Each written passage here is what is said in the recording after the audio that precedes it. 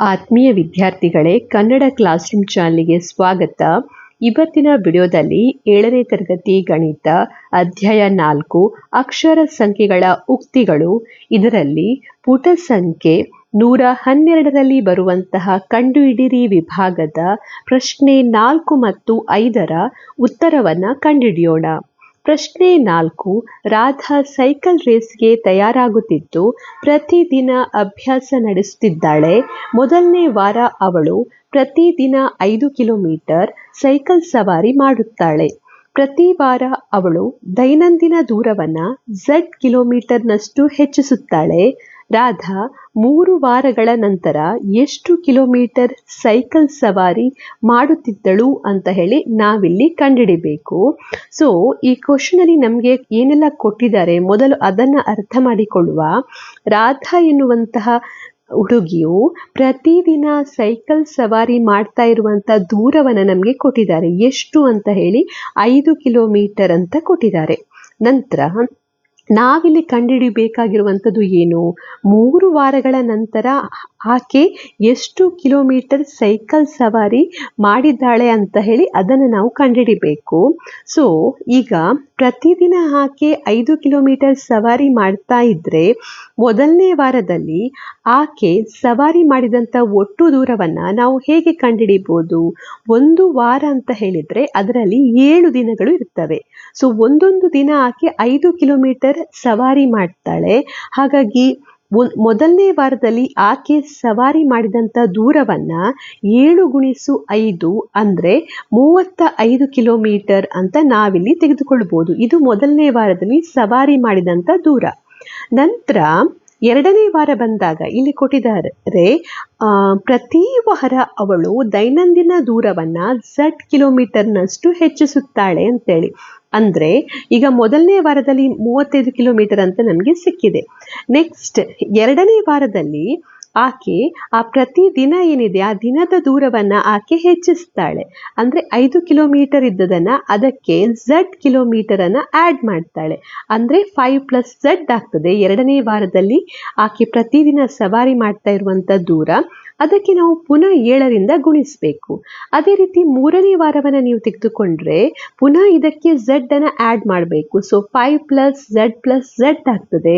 ನಂತರ ಪುನಃ ಅದಕ್ಕೆ 7ರಿಂದ ಗುಣಿಸಬೇಕು. ಸೊ ಈ ರೀತಿಯಲ್ಲಿ ನಾವು ಇದರ ಸೊಲ್ಯೂಷನನ್ನು ಮಾಡಬೇಕು.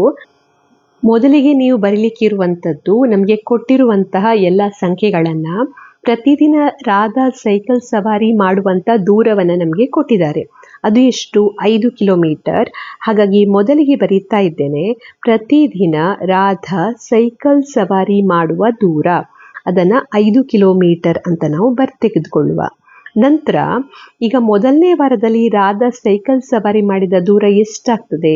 ಪ್ರತಿದಿನ ಆಕೆ 5 ಕಿಲೋಮೀಟರ್ ಅಂತ ಆದರೆ 1 ವಾರದಲ್ಲಿ 7 ದಿನಗಳಿರೋದ್ರಿಂದ ಮೊದಲನೇ ವಾರದಲ್ಲಿ ರಾಧಾ ಸೈಕಲ್ ಸವಾರಿ ಮಾಡಿರುವಂಥ ದೂರವು 5 × 7 ಆಗ್ತದೆ. 5 × 7 ಅಂತ ಹೇಳಿದರೆ ನಮಗೆ ಇಲ್ಲಿ 35 ಕಿಲೋಮೀಟರ್ ಅಂತ ಸಿಗ್ತದೆ. ನಂತರ 2ನೇ ವಾರದಲ್ಲಿ ಪ್ರತಿದಿನ ರಾಧಾ ಸೈಕಲ್ ಸವಾರಿ ಮಾಡುವ ದೂರ ಏನಾಗ್ತದೆ? ಪ್ರತಿ ವಾರಕ್ಕೆ Z ಕಿಲೋಮೀಟರನ್ನು ಆ್ಯಡ್ ಮಾಡ್ತಾ ಹೋಗ್ತಾಳೆ.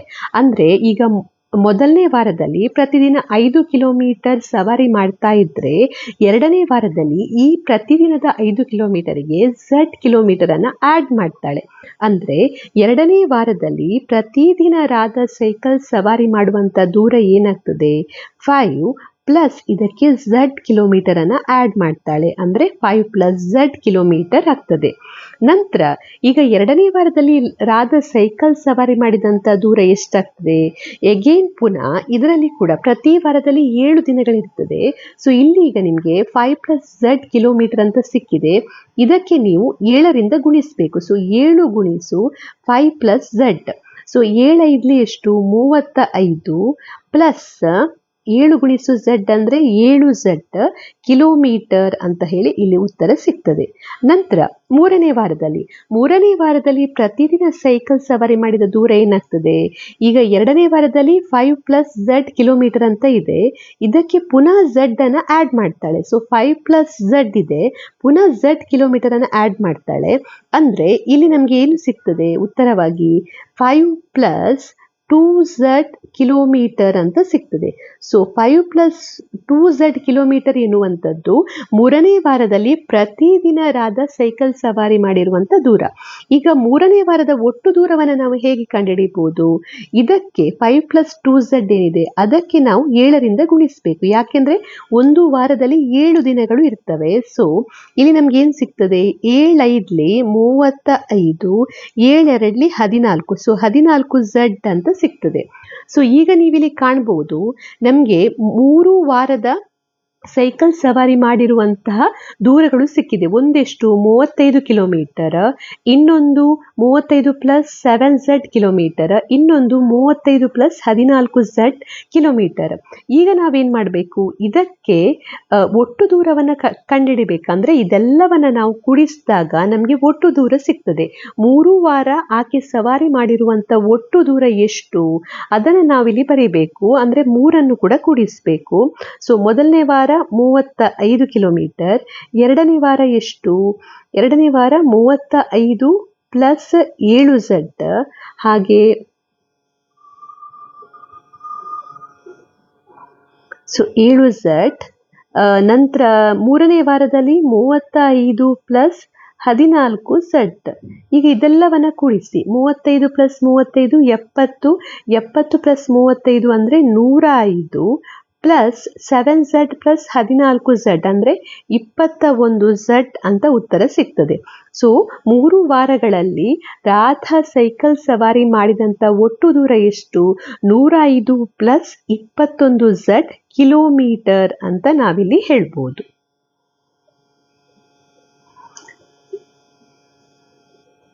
Next question number 5.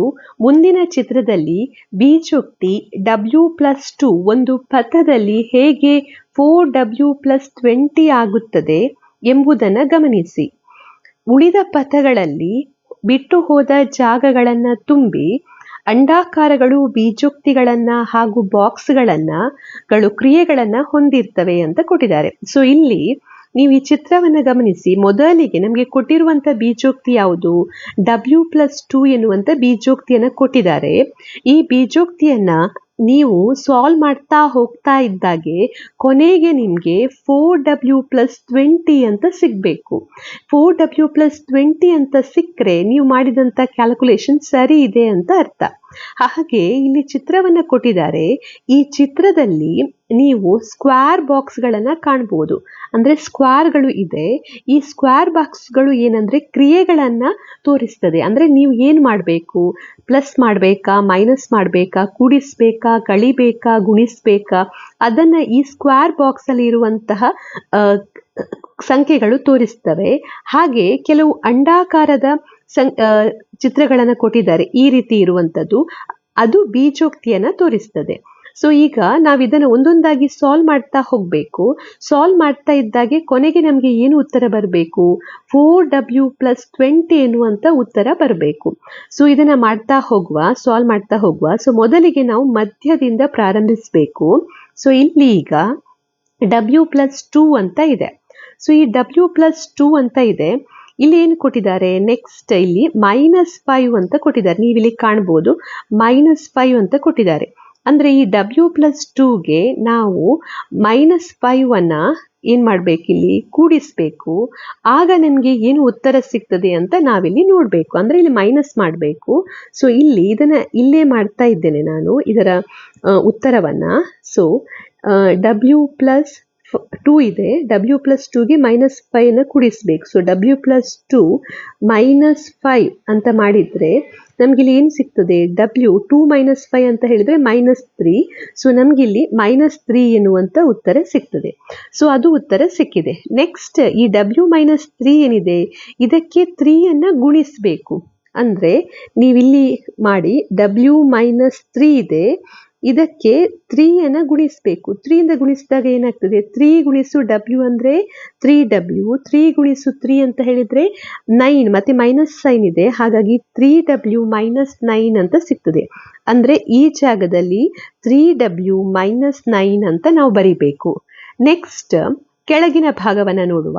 W+2 ಇದೆ, ಇದನ್ನು ಸಾಲ್ವ್ ಮಾಡುವ. ಈಗ W+2 ಇದೆ, ಇದಕ್ಕೆ ಮೈನಸ್ ಮಾಡಬೇಕು 8 ಸೊ ಇಲ್ಲಿ ಏನಾಗ್ತದೆ W+2 -8 ಅಂದರೆ 2 - 8 ಅಂದರೆ 6, ದೊಡ್ಡ ಸಂಖ್ಯೆ 8 ಇದೆ, ಹಾಗಾಗಿ ಇಲ್ಲಿ ಮೈನಸ್ ಚಿಹ್ನೆನ ಹಾಕಬೇಕು. ಸೊ W-6 ಕೊಡ್ತದೆ.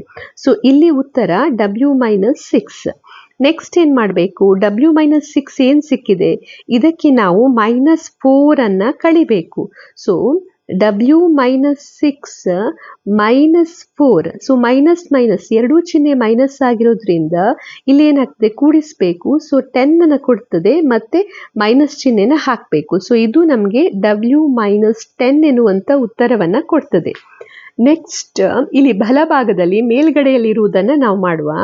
ಸೊ ಬಲಭಾಗದಲ್ಲಿ ಮೇಲ್ಗಡೆ ಏನನ್ನ ಕೊಟ್ಟಿದ್ದಾರೆ, ಇಲ್ಲಿ W+2 ಇದೆ, ಇಲ್ಲಿ +3 ಮಾಡಬೇಕು. ಅಂದ್ರೆ W+2ಗೆ ನಾವು 3 ಕೂಡಿಸ್ಬೇಕು. ಆಗ ಏನಾಗ್ತದೆ W+2+3 ಅಂದ್ರೆ 5, ಅಂದ್ರೆ ಅದು W+5 ಆಗ್ತದೆ. ಅದನ್ನು ನಮಗೆ ಮೊದಲೇ ಕೊಟ್ಟಿದ್ದಾರೆ.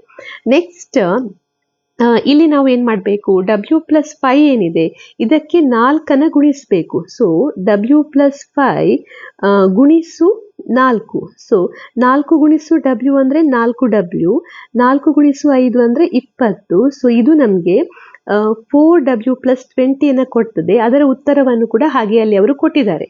ನೆಕ್ಸ್ಟ್ ನಾವೇನ್ ಮಾಡಬೇಕು, ಇಲ್ಲಿ ಕೆಳಗಿನ ಭಾಗದಲ್ಲಿ ಬರುವ.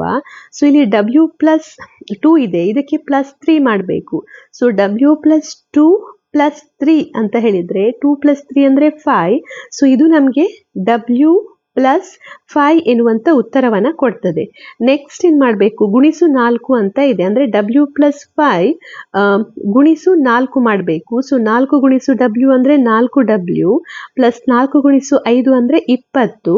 ಸೊ ಇಲ್ಲಿ ಕೊಟ್ಟಂತ ಉತ್ತರ ತಪ್ಪಾಗಿದೆ. ಇದು ನಮಗೆ 4W+20 ಕೊಡಬೇಕು. ಯಾಕೆಂದ್ರೆ ಕ್ವಶನ್ ಅಲ್ಲಿ ಅವರು ಹೇಳಿದ್ದಾರೆ ಬೀಜೋಕ್ತಿ W+2 ಒಂದು ಪಥದಲ್ಲಿ ಹೇಗೆ 4W+20 ಆಗುತ್ತದೆ ಎಂಬುದನ್ನು ಗಮನಿಸಿ ಅಂತೇಳಿ.